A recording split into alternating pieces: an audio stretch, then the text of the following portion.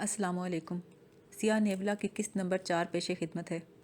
کلایا بولی، مجھے حیرت ہے، میرا باپ اتنا علم والا ہے، لیکن اسے یہ پتہ نہیں کہ اس کی بیٹی اس آدمی کی عورت بنے گی جو اس بستی کا نجات دہندہ بننے والا ہے۔ قاسم، میں بہت خوش ہوں۔ اس کے معصوم چہرے پر فخر اور اطمینان تھا۔ میں حیران ہو کر سوچ رہا تھا، کیا سیاہ فام لوگوں کے چہرے اتنے جاذب نظر بھی ہو سکتے ہیں، یا انسانی بستیوں سے دور ہونے کے سبب مجھے یہ لڑکی اتنی خوبصورت لگ رہی ہے۔ اس کے چہرے پر چاند سے زیادہ کشش تھی۔ رات دھیمے دھیمے گزرتی رہی، چاند اپنے راستے پر سفر کرتا رہا۔ ستارے ڈوبنے لگے تو ہم واپس ہوئے۔ میں نے کہا، شام کو ضرور آنا، تمہارا انتظار کروں گا، آؤ گی نا؟ بولی، اگر بابا نے اجازت دی تو ضرور آؤں گی۔ مجھے غار میں پہنچا کر وہ واپس چلی گئی۔ معصوم لوگوں کی یہ بستی بری نہیں تھی۔ یہ وحشی، جنہیں وحشی کہنا ناانصافی ہوگی، اتنے برے نہیں تھے کہ ان کے درمیان رہنے میں خوف کھایا جائے۔ جہاں تک معاملہ مدد کا تھا، اگر میں ان کے لیے کچھ کر سکا تو ضرور کروں گا۔ میری زندگی کا یوں بھی کوئی مقصد نہیں ہے۔ اگر ان کے کام آ جاؤں تو کیا فرق پڑتا ہے؟ ویسے بھی میرے لیے رونے والا کون بیٹھا تھا؟ اگلی شام کلایا آئی تو آج اس نے کسی جانور کی سفید کھال کا لباس پہن رکھا تھا۔ بالوں میں سفید رنگ کے پھول ٹانگ رکھے تھے۔ چاندنی رات میں وہ مجھے چاند کی شہزادی معلوم ہو رہی تھی۔ سبزہ زار پر چلتے ہوئے اس کے قدم خوشی سے تھرک رہے تھے۔ آج کی رات اس نے مجھے اپنی بستی میں آنے جانے والے راستے دکھائے۔ دور ہی دور سے شیروں کی کچھاریں اور دوسرے جانوروں کے ٹھکانے دکھائے۔ اس کے بعد روز یوں ہی گھومتے پھرتے میں نے بستی اور آس پاس کے بہت سے علاقے دیکھے۔ اب تک میں مکمل تندرست ہو چکا تھا۔ ایک دن ڈیکا مجھ سے ملنے آیا۔ میری صحت کا پوچھنے کے بعد کہنے لگا، جیسا کہ میں بتا چکا ہوں، مجھے تیرا انتظار تھا۔ ہم جیسے لوگوں کے پاس کچھ ایسے علوم ہوتے ہیں جن کے سہارے ہم اپنی زندگی بسر کرتے ہیں۔ ہمارے مسائل بہت پیچیدہ بھی نہیں ہوتے جتنا کہ تم لوگوں کے ہوتے ہیں، لیکن اگر تم جیسے لوگ ہم جیسے سادہ لوگوں کو اپنا غلام بنا لیں اور ہماری روایات کو قتل کرنے کے در پہ ہو جائیں تو ہمیں دکھ ہوگا یا نہیں؟ میں نے کہا، تم ٹھیک کہتے ہو ڈیکا، تم معصوم ہو اور تمہاری بستی سکون کی بستی ہے۔ وہ بولا، ہماری بستی کبھی سکون کی بستی تھی، اب نہیں ہے، کیونکہ تہذیب کی دنیا سے آنے والوں نے ہمارا سکون چھین لیا ہے۔ ہم خاموش زندگی جی رہے تھے۔ تم ہی بتاؤ، اگر کوئی آ کر ہمیں اپنی ہوس اور لالچ کا نشانہ بنائے تو کیا یہ انصاف ہے؟ نہیں، یہ انصاف تو ہرگز نہیں۔ تو پھر بتاؤ، ہم اس ذہانت کو کہاں سے لائیں کہ تم جیسے لوگوں سے مقابلہ کر سکیں؟ ٹھیکا، مجھے کھل کر بتاؤ، تمہیں کس نے تکلیف پہنچائی ہے؟ قاسم، ہم نے تم جیسے کچھ لوگوں کو سہارا دیا، اس خیال سے کہ وہ لاکھ اجنبی سہی لیکن تھے تو انسان۔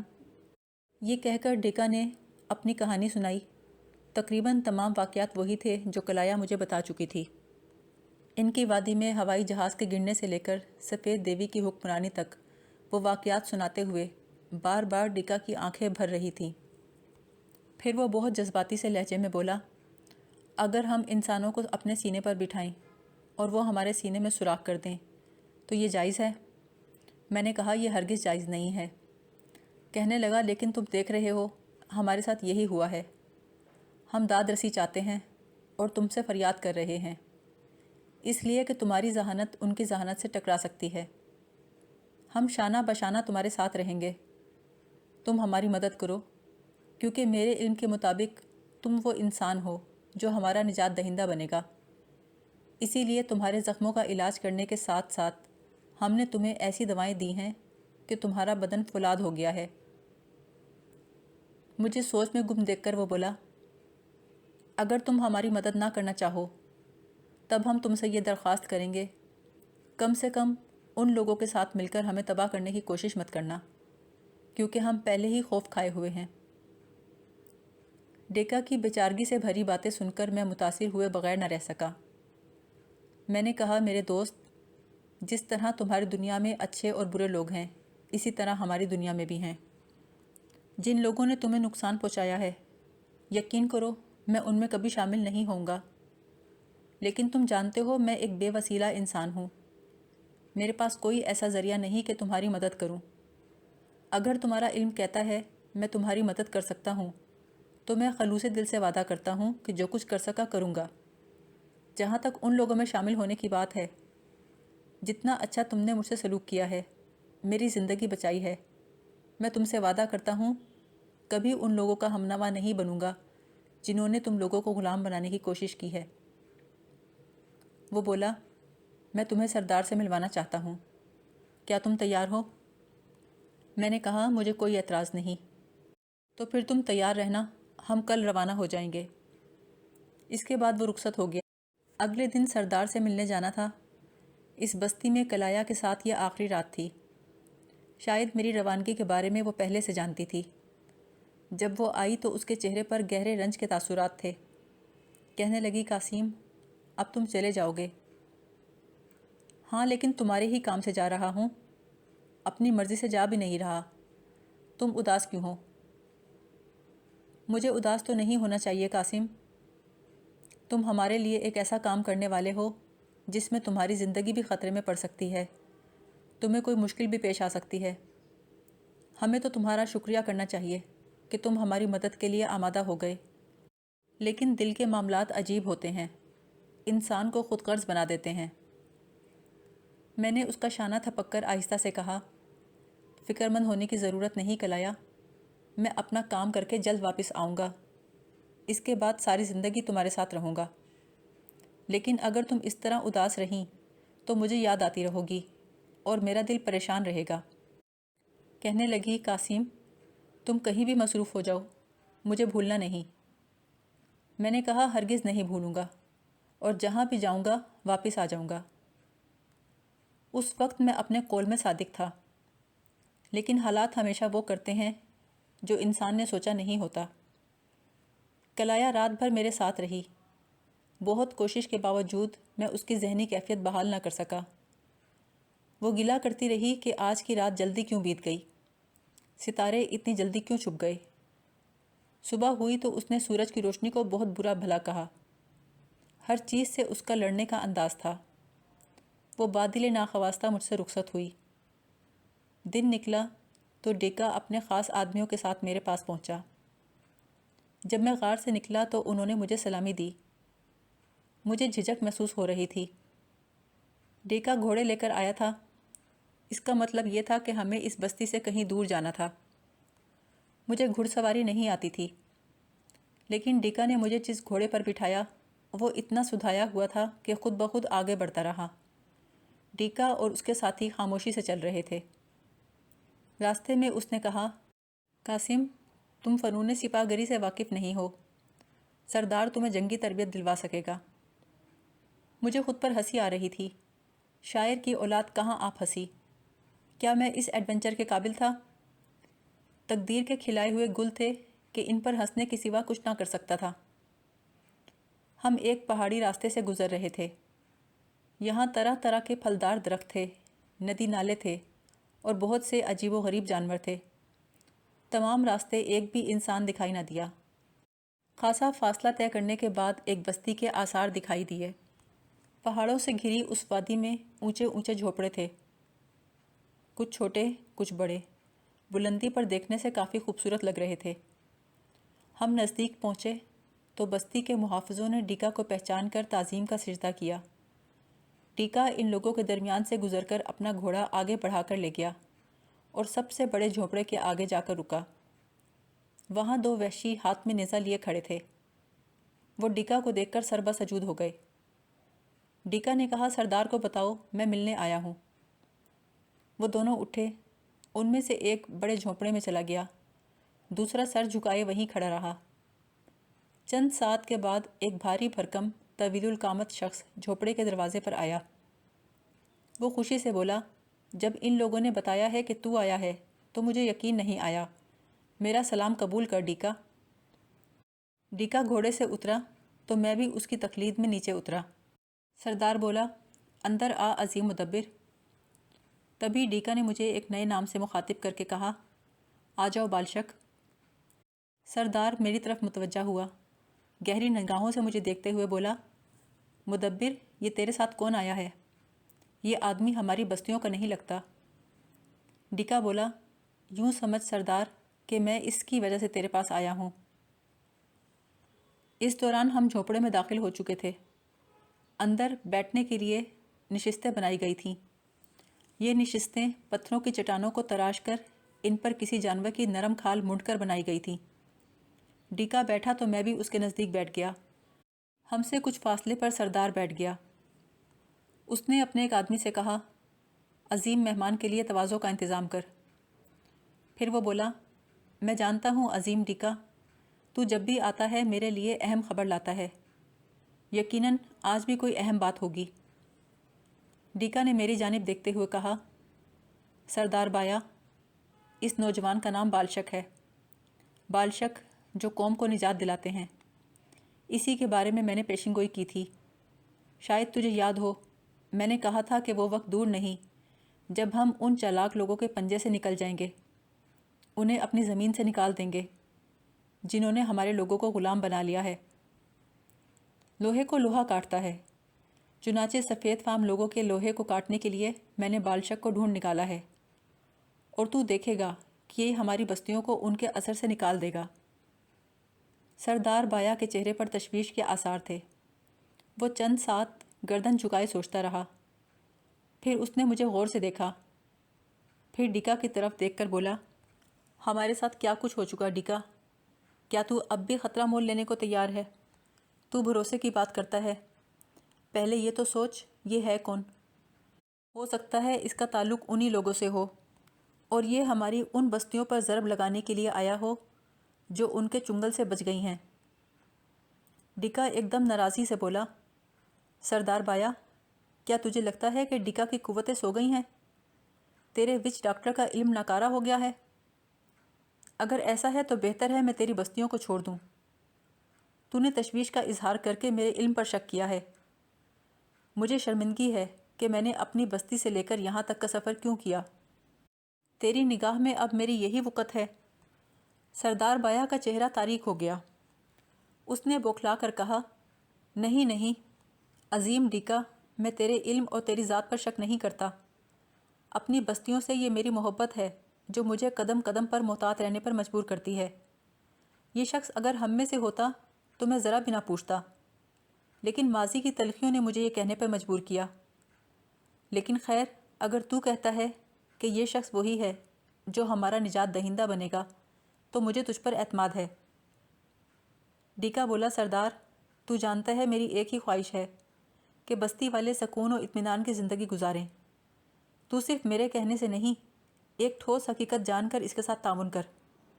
میں اپنے علم کے سہارے سے کہتا ہوں، تو جان لے کہ ہماری بستیوں کی نجات کا وقت آ گیا ہے۔ سردار نے ڈیکا کے آگے گردن جھکا دی۔ پھر ڈیکا مجھ سے مخاطب ہو کر بولا، بالشک، میں نے اپنے علم کے سہارے تجھ پر جو اعتماد کیا ہے اور تجھے جو فرض سونپا ہے، مجھے یقین ہے تو اس کے لیے پوری کوشش کرے گا اور میری لاج رکھے گا۔ میں نے کہا، بے فکر رہو ڈیکا، میں نے جو وعدہ کیا ہے پورا کروں گا۔ تب جھوپڑے میں کئی آدمی داخل ہوئے۔ ان کے ہاتھوں میں برتن تھے، جن میں سے کسی میں بھنے ہوئے پرندے، کسی میں پھل، کسی میں دودھ، پنیر اور میوے تھے۔ ڈیکا نے مختصر سا کھایا اور بولا، سردار بایا، میں اب چلوں گا۔ تو جانتا ہے میرے علم کا کام مجھے سفر کی فرصت نہیں دیتا۔ یہ امانت تیرے سپرد کرنے آیا تھا، اس کی بہتری اور تربیت کے لیے جو کچھ ہو سکے کرنا۔ سردار دروازے تک ڈیکا کو رخصت کرنے گیا، پھر واپس آیا۔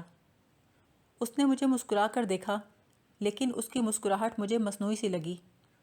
وہ بولا، بالشک، مجھے سمجھ نہیں آتا تو تنہا ان لوگوں سے کس طرح مقابلہ کرے گا جو بے پناہ ذہانت اور وسائل رکھتے ہیں، بلکہ مجھے تو یہ خیال بھی آتا ہے کہ شاید تو انہی میں سے ایک ہے۔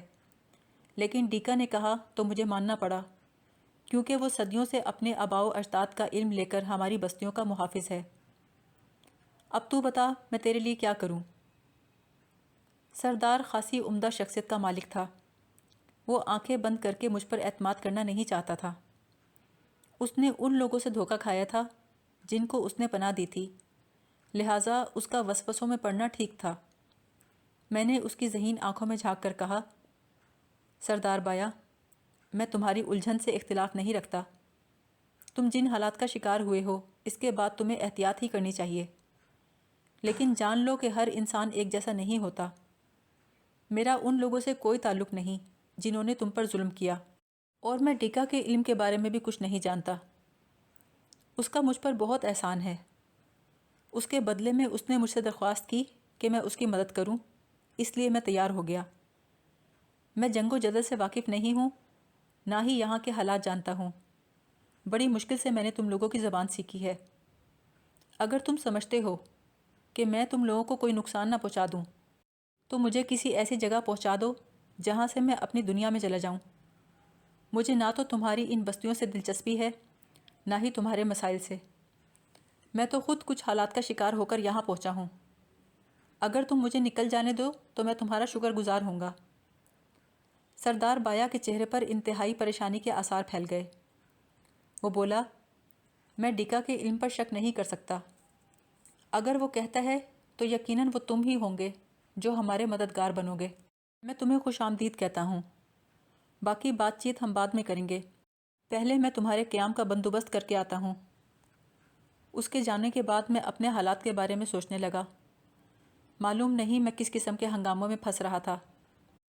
میری سمجھ میں نہیں آتا تھا میں ان وحشیوں کے لیے اپنی زندگی کو خطرے میں ڈالوں یا نہیں۔ جن لوگوں نے ان کے وسائل پر قبضہ کیا تھا وہ بہت ہوشیار ہوں گے۔ یہ تو ممکن نہیں کہ میں ان سب سے زیادہ ذہین نکلوں اور ان کے مقابلے پر آ کر انہیں نقصان پہنچاؤں۔ ممکن ہے خود میری زندگی اس سلسلے میں کام آ جائے۔ سردار واپس آیا تو اس نے مجھ سے کہا، آؤ بالشک، میں نے تمہارے لیے رہائش کا بندوبست کر دیا ہے۔ میری کوئی بات بری لگی ہو تو مجھے معاف کرنا۔ اس نے جس جھونپڑے میں میری رہائش کا انتظام کیا وہ خاصا کشادہ تھا۔ یہاں 2 خدمتگار موجود تھے۔ ان کو ہدایت کی کہ مجھے ہر ممکن آسائش فراہم کریں۔ میں جھونپڑے میں بیٹھ گیا اور سوچنے لگا، بوڑھے ڈیکا نے میری زندگی اس لیے بچائی تھی کہ میں اس کے وطن کو آزادی دلاؤں۔ اگر وہ اپنے علم و حکمت سے میرا علاج نہ کرتا تو میرا زندہ بچنا ممکن نہیں تھا۔ مجھے اس کے احسان کا بدلہ اتارنا ہی چاہیے۔ جھونپڑے میں رہتے مجھے 2-3 دن گزر گئے۔ اس کے بعد سردار نے مجھے دوبارہ ملنے کو نہیں بلایا۔ بالآخر تنگ آ کر میں نے اپنے خدمتگار سے کہا، سردار بایا سے کہو میں ملنا چاہتا ہوں۔ جب اس نے مجھے ملاقات کے لیے بلایا تو میں نے کہا، سردار بایا، اگر تم مجھ پر اعتماد کرنا نہیں چاہتے یا میرے ساتھ تعاون کرنا نہیں چاہتے تو مجھے میرے حال پر چھوڑ دو۔ میں ان لوگوں کے لیے خطرہ کیسے مول لوں جو مجھ سے متفق بھی نہیں؟ دیکھو، میں یہاں خود نہیں آیا، مجھے تو حالات لے آئے ہیں۔ اگر تمہیں لگتا ہے میں تمہارے لیے مشکلات کا باعث بنوں گا تو مجھے جانے دو۔ میں اپنی دنیا میں چلا جاؤں گا اور وعدہ کرتا ہوں دوبارہ نہیں آؤں گا۔ ڈیکا سے کہہ دینا کہ بالشک چپکے سے فرار ہو گیا۔ وہ بولا، میں کسی صورت ڈیکا سے انحراف نہیں کر سکتا۔ میں نے انتظام کر لیا ہے، تمہیں اپنے علاقے کی جنگی تربیت دی جائے گی۔ میرا سب سے عظیم جنگجو فلوس، جو ہمارے لوگوں کو فوجی تربیت دیتا ہے اور ہماری فوج کا نگران ہے، وہ آج ہی سے تمہاری تربیت شروع کرے گا۔ اسی دن مجھے فلوس سے ملوایا گیا۔ وہ ایک تنومند انسان تھا۔ میں نے واضح طور پر محسوس کیا کہ اس کی آنکھوں میں میرے لیے ناپسندیدگی تھی۔ کہنے لگا، سردار نے حکم دیا ہے کہ تمہیں جلد سے جلد شمشیر زنی اور نیزہ بازی سکھائی جائے۔ فنون سپاہ گری کے بارے میں کیا جانتے ہو؟ میں نے کہا، میں اس بارے میں کچھ بھی نہیں جانتا۔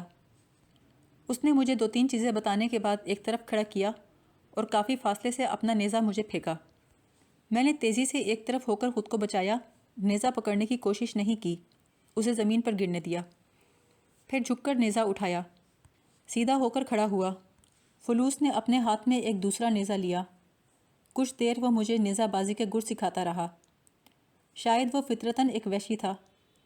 اگر میں بہت احتیاط سے کام نہ لیتا تو آج میں زخمی ہو جاتا۔ مجھے سمجھ نہیں آ رہا تھا وہ مشق کروا رہا ہے یا میری جان لینے کی کوشش کر رہا ہے۔